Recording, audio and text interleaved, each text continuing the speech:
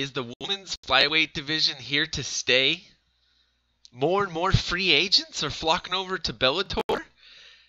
And did Bellator just announce one of the most exciting things of the year with their Grand Prix at welterweight? I'm Dan from Oregon. This is the truth in MMA. Let's look into it. It shouldn't be such a big deal. History, science, education, energy, everything has always been controlled by the government since day one. CIA! Look at the time. You figure it out. You try to figure it out. No, No, because when they look into it, it's common sense. When you look into it... So imagine. What's happening, everybody? So like Eddie Bravo said, let's look into it. And as Joe said, you know what time it is. 12 p.m. Eastern, 9 a.m. Pacific. This is the truth in MMA. Steve just came for the trough. Okay, so we had Dana White's Contender Series happen last night. I'm digging these Tuesdays. And like MMA Jap says on Twitter, Tuesdays just got much better. Antinoa, what's her name? Antina Shevchenko, the Muay Thai specialist with excellent knees, gets the freaking victory out here, earns the contract into the UFC,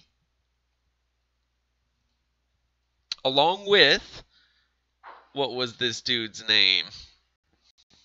Let's see if we got any gifts over here.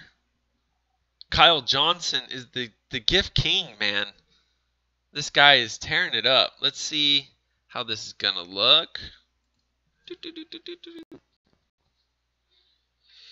Steve's already jumping in the chat, though. Sounds like Rory doesn't even know his exact involvement in the tournament. Yeah, I would say face the winner. Tuesday and Thursday looking solid. That's for sure. I believe this Thursday we got Bama, but I'll tell you more about that in a moment. First, let's get some of these gifts in. Here's some of those deadly knees in the tie clinch by the Shevchenko sister. And this other girl, she just couldn't handle that tie clinch whatsoever. Boom. This guy had a nasty, nasty KO. Is this that Edwards guy? I believe it might be. Follow Maldo Balbo on Twitter, though, to get a highlight clip of all those. And MMA-today.com giving you the great breakdown. This big old heavyweight ends up getting spinning back fist KO. Badoosh! On this UK guy who ends up deciding to call retirement after this. And is super, super disappointed when he's only awarded a contract into the Ultimate Fighter. That'll be many, many weeks of more publicity, potentially. I mean, you'll get on the show maybe, hopefully once, twice, 3 times, whatever. But you're a heavyweight. You get unlimited food, time away from the nagging significant other. I think this is a win-win for him. That's just me, though. Let's recap the rest of this. Ooh, and what happened here? What was that? Arosa takes out Emmers with a head kick.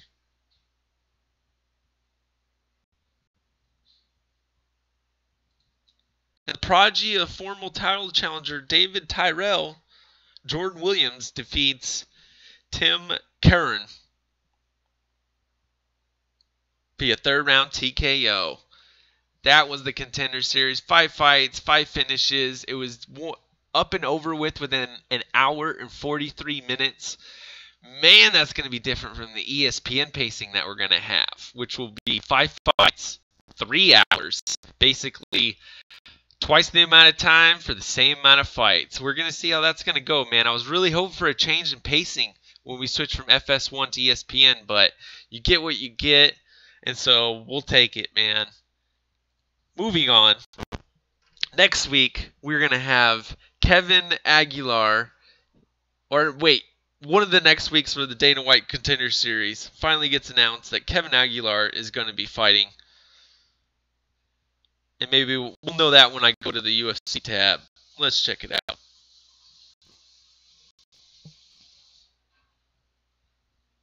Does he fight on the 10th? He does. Aguilar is going to be your main eventer July 10th, right after International Fight Week. It's going to be another can't miss event. And why would I say it's can't miss event? Well, Posa, Grabaka Hitman, never disappoints. And months ago in like May, he's clamoring for Aguilar needs to be in the UFC. Get this guy a goddamn title shot already. And here's just some of his the highlights of the finishes that he's had. It's hard to think that it took him this long to make it. But to be honest, I think these guys are flyweights. I can't tell you for certain what division he's in though. So let's give it a gander real quick. He is a lightweight. Lightweight is one of the hardest divisions to get into. He's 14-1. Finally got his Dana White Contender Series shot. Holy shit. Jesus fucking Christ. I mean, if there's ever a reason to want more divisions in that area, the 155, 65, 75 region, because 30% of the roster's there, Kevin Aguilera, that's your test case scenario right there. That's why you need more goddamn divisions. This guy's 14-1. We haven't even seen him yet. But he's finally going to get his Contender Series shot. I'm excited for that. What do you all think? Moving on. We got more news. We've been reporting this. Josh Barnett got his release by the UFC. And MMA NYT is reporting that Scott Coker reveals Bellator are in talks with Josh Barnett. And this is according to Jim Edwards. Great reporting out there by Jim. I believe he even dropped a rumor that Josh Barnett was interested in fighting a World's Strongest Man. So he's throwing out feelers for the KSW. Everyone and their mom is talking about how they want to see Josh back over in Japan fight for Risen against the Cup Noodle Man. I think it's some hyperbole there, but I'm all for that. He's a contract killer. The War Master will take on any hit you want to give him. Just give him the call. But man, I couldn't be more stoked for what Bellator is up to these days. They announce the Red King versus the Dreamcatcher, Gegard Mousasi versus Rory McDonald, a super fight of all super fights. Rory's got a win over the UFC champ. Gegard was in line for the championship as he exited Bellator, becomes Bellator champ, and these two guys are going to go at it and scrap. Some people, like Luke Thomas, don't like the size disparity, even though Leon Edwards and Darren Till were way bigger than Cowboy Cerrone the last time he fought. It's going to be the same size disparity that RDA had against Colby, which is basically none. That's the size disparity we're talking about. Luke's only a 6 out of 10 out of this. We're also getting Rampage versus Wanderlei 4. That's going to be basically a guaranteed KO. Hopefully Rampage gets in a little bit of shape, stays off to catch up here. And then to cap it off, we're going to have the beginning of the Welterweight Grand Prix in San Jose, September 19th for this Bellator event. SAP Center. This is shaping up nicely. Bellator going back to the Strikeforce roots. Doing the damn thing in San Jose. I'm loving this. I love the super fight. The old man fight. You got to go with it. Everything about it. I'm totally in. Let's do it. Would have reported this sooner. My apologies. Nate Diaz allegedly involved in another brawl at a Sacramento Jiu-Jitsu event. And man, I'll get the GIF maybe tomorrow. But the only thing you see is there's like fighting going on in the crowd. And in the background, you can see Nate Diaz reach out, use his reach, give someone a nice Stockton slap. That's all I saw in this thing, though. Not much report on here. Nate's out there fighting for free in the other promotions' crowds. Well, he could be stepping into the UFC. But I don't blame him. UFC's probably not offering enough to pay him. Well, it is what it is. Right, Steve? Get ready for fucking UFC 226. It is what it is. In this, maybe I should have showed this earlier, but someone sent this tweet out here. Oh, what's going on? Uh-oh. I fucked it up. There we go.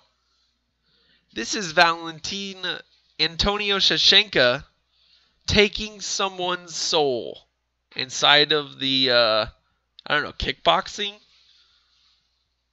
Muay Thai? Looks like a kickboxing fight. And that looks terrifying. Evil Eddie, evil_ECCO on Twitter is the man who dropped this. Make sure you follow Evil Eddie. But take a look at that. Take a look at that. This girl is definitely been transformed into the Darklands, as Mark Hunt would say. She's nowhere to be seen in this real physical realm, that's for sure. So be careful when you step in against the Shevchenko sister, especially at flyweight. They just might take your soul. You never know. Boom, Bellator 201 is going to happen Friday. But before that, we got a free Bama card. I don't know, that's what the headline said. How do you watch it? Go to ITV Hub. ITV.com is what they're saying. Listen up, we need to use your cookies. I've never been there, so let's go there together. This is what it's asking of me. Okay. Maybe I got to sign in, create a little account. I wonder if this is geo-blocked. We shall see. If not, get out your free VPN. There's plenty of them out there. Go get one and just geolocate yourself where you need to be. But after Bama is going to be Friday, 201, and this is the women's flyweight division just coming to fruition here. You got Alima McFarland, 7-0 in MMA, 6-0 over in Bellator. Your women's 125-pound champion. She's going to be your headliner. She's taking on Alejandra Lahara, 7-1 in MMA, 1-0 in Bellator. So, man, best women's flyweight main event that MMA has seen so far, potentially. UFC isn't having one. The rumor is September, UFC 228, 7, whatever the hell. We'll see what happens, though. But I'm definitely going to be tuning in for this Bellator. If you're like me, you are not a person who's got a giant cable package. So I got internet, I'm basically a cord cutter. And it's been tough to get all these Paramount Bellator fights. And hearing about this new deal that they just launched with DAZN, I'm hearing in Canada they charge like 15 or 20 bucks for this, but they still get NFL. We'll see what the price point comes out. Hopefully like 5 or 10 bucks a month. But for that, you're going to get some boxing and some MMA with 22 Bellator events, 7 exclusive, and 15 that are run on tape delay on cable. You're going to get live, and I am all for that. Getting off tape delay is the best thing that Bellator can do. So Bellator announcing their what was it, a 7-figure deal with DAZN. multiple years. So lots of MMA products headed to a subscription service near you. Better cut that cable box. Do you really need it? These are questions I like to ask myself.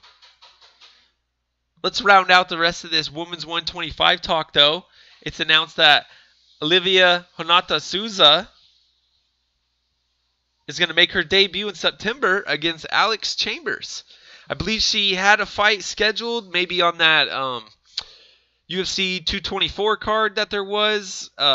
Something happened, though. Maybe she got injured, and the fight never happened. But women's 125 really jumping out to pretty decent start. I love the new division. You give me a new division, you give me something excited.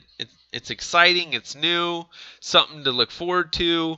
We've been watching it over on Vivicta, but we're getting more and more all in one promotion, which is going to be great. And where else is there a great women's 125s fight? That is going to be Boise, and we just got the card lineup. Fucking Sage Northcutt still out here taking main card slots. Doesn't deserve any of this shit. But Liz Carmouche versus Jennifer Maia. The stupid-ass UFC rankers don't have her ranked. This girl's like number 3 flyweight in the world. You're an Invicta champion. Jennifer Maia is coming in taking the vet, Liz Carmouche.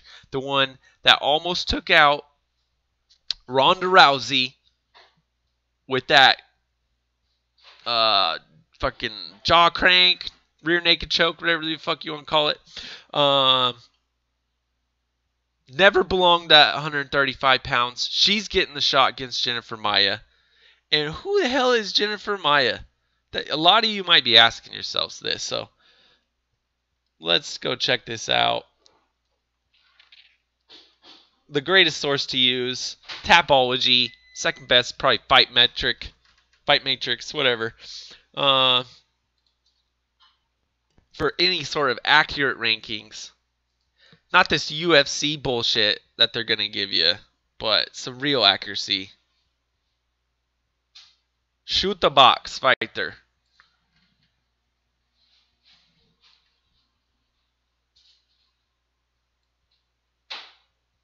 (15-4), trained out of Curitiba, Brazil, only 29 years of age. Number 3, current best female flyweight in the world. With recent wins over Roxanne Modafferi, Agnieszka, a great Poland prospect who might be rumored to be fighting Ariane Lipski, the Queen of Violence, over in KSW. That's just a rumor. Who knows if there's anything to that. That's a badass fight, though. Bringing in the Poland native against the Brazilian, the Queen of Violence. That could be a spell for disaster. I have no idea, though. Maybe they just really want to get themselves a nice Polish 125er for their division. Lots of movement going on here, though, man. If you're not excited for women's 125, I don't know exactly what you're paying attention to be honest.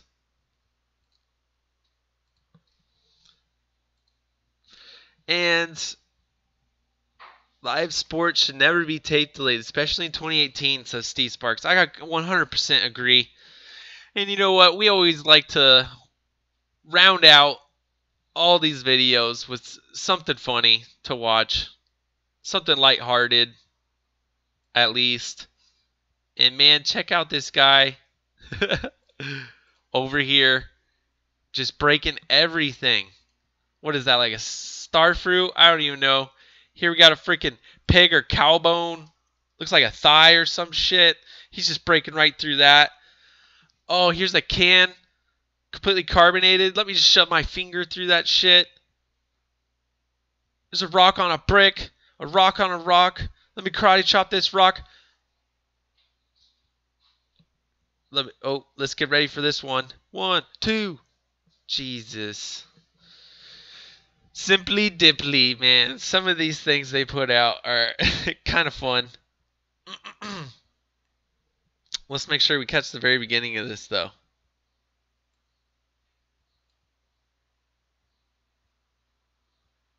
What do we got to do? Oh, what the fuck? What the FX? He can't be human, is what it says.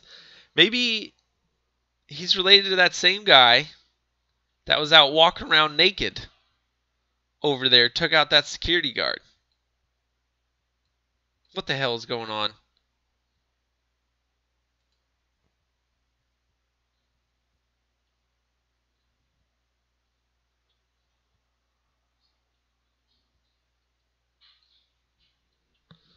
All right.